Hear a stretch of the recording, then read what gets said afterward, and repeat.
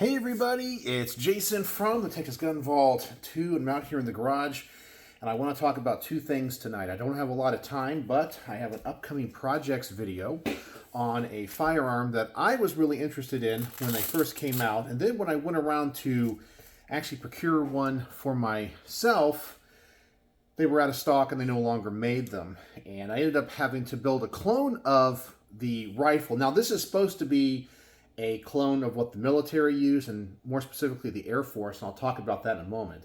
But this is made by Midwest Industries, and this is the GAU-5A ASDW, which is the Air Service Defense Weapon. Anyway, it's a rifle that was designed to go in the ejection seats of fighter planes to give fighter pilots a weapon for either hunting or defense if they were shot down behind enemy lines. And there's been other guns that have filled this role in the past, like the AR-1, the AR-5, the AR-7. There was the M6 survival rifle, but this is the first time that they were able to put essentially a M16 or AR-15 into a package where the barrel comes off because it uses the Cry-Havoc quick detach system, and it also has a Fab Defense folding stock.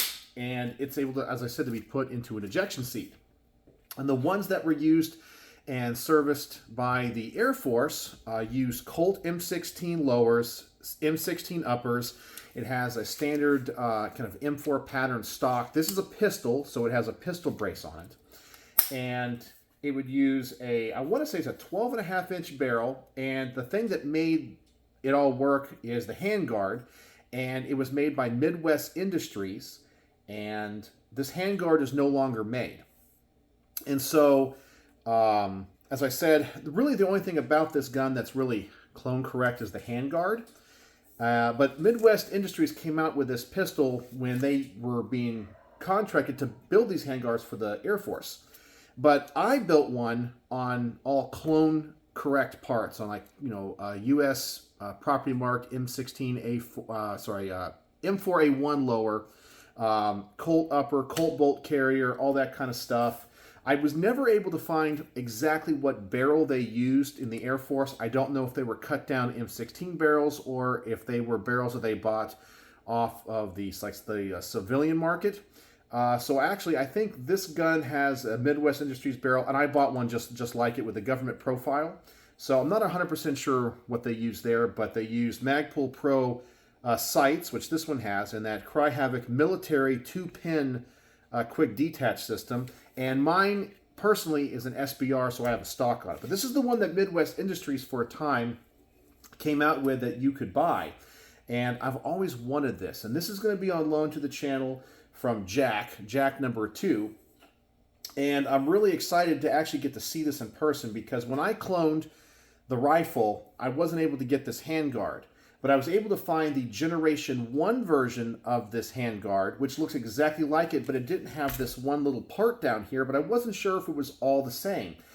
And actually getting to hold it, I actually see that it actually is the same. So I took a Generation 1, added this extra part, and made it into, I think this is the Generation 3. And so I'm really happy with my clone build. But I get to review the pistol, and I've always wanted this particular version, because, I don't know, I remember seeing a bunch of YouTubers like Military Arms Channel and Iraqi Veteran 8888 review it, and I wanted one, and I missed the boat on buying one, and now I get a chance to review it and shoot it and see if I really missed out on anything. So I'm kind of excited about that. So this is, once again, the Midwest Industries version of the GAU-5 ASDW. But when I do the review on this, I'll also bring out my clone of it. And I'll also do the one that I have an inspired build based off of this rifle. So I'm really excited about that. So this is going to be an upcoming project. I returned a few guns to Jack, and he had this one for me today. But I have a feeling I'm going to fall in love with this one just because of, I guess I'll say nostalgia, but only because this is a gun that I wanted, and it's one of those guns that got away. And so it's really cool to have one here on the table. So that's the upcoming project. So now let's talk about the ATF eForm system. And that's the other thing I wanted to mention today. If you guys are big into the NFA world or are members of NFA owners' Facebook groups, you guys would know that the eForm system has been down.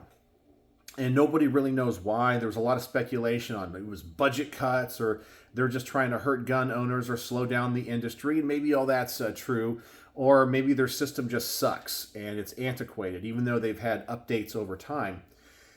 And so I just wanted to ask a hypothetical, or maybe I guess it's more of a rhetorical question, not a hypothetical question, about government websites, because, you know, the ATF said the system is back online tonight after being out for multiple days. I got the email, because if you're a member of the eForm system, you get these mass emails from time to time.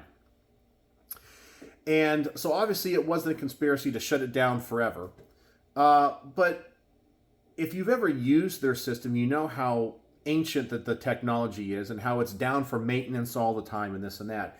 And it got me thinking, do you ever see any government website that is taking money from you? Like, for example, the IRS's e-file system. Is that website ever down? Do they ever have any computer problems? Or are their services state of the art, where they have, you know, mainframes and supercomputers that can do all the tax information, and it is never down? It has redundancies, it has backups, and because they're taking your money and they need your money right now, that system is state of the art, up to date, and never ever goes down. It is up and operating 24 hours a day, 7 days a week at peak efficiency. But then when it comes to government websites that are services to people, it's like these websites were designed in, you know, like 1999. You know, the eForm system, it's down. It has to be down for maintenance all the time. It's super slow. It's unreliable. There's mistakes in it all the time. Or I've heard people that are members of the military, there's a service, you know, and you'll have to excuse me because I was never in the military. I think it's called DTS, I think is what it was. Anyway, it's a website that I think you have to like file for like travel expenses. And I hear people have nightmares with this system all the time. It's down. It doesn't work right. The forms are never right. It's amazing that when it comes to servicing the American people through a website, it's a disaster. And the people that run them go, well, what do you expect? We're the government. We barely have any funding. We can't do this. But yet when it comes to things where you're supposed to pay the government, where they're taking away your rights or taking away your property or taxing you, man, those systems are state of the art and they never fail. They're never down. There's never mass outages. It's amazing. Isn't that amazing? And it just goes to show the priorities of the government. It's not about serving you or me as citizens. It's simply about taking. And the people that work within the government, that's all they care about, is taking. But anyway, but it looks like if you're, as I said, a member of the NFA community, the e-file system or the eForm system is back up again. I didn't think it was any mass conspiracies like a bunch of people were going, oh my God, it's a whatever. It's not. It's back up. I honestly think it's just incompetence. What does the saying say? Never attribute malice to what can easily be attributed to incompetence. And that's definitely when it comes to the ATF. Don't always assume that they're malicious. Just assume that they're incompetent. And that's just been kind of my general thing, because they can't run a simple system. I mean, come on. There are basic startup companies with small budgets that have amazing websites. They can process hundreds of thousands of orders, right? But they can't figure out the eForm system. It's the most bizarre thing in the entire world. But anyway, that's my thoughts on this upcoming project on this Midwest Industries pistol, and my thoughts on the eForm system. I'm curious if any of you guys were worried or any of you guys were impacted by that outage. Luckily, right now, I'm not waiting on any stamps. I'm not doing anything, so it didn't bother me. But I know for a lot of people that get real anxious waiting for their Form 4s and Form 1s, it caused some problems. And, of course, all the manufacturers having to file Form 2s and Form 3s. So anyway, that's all I got for you tonight. I hope you guys are having a wonderful evening and ready for a good weekend. And I'm ready to get to the range and film some more content. And I've been working as hard as I can.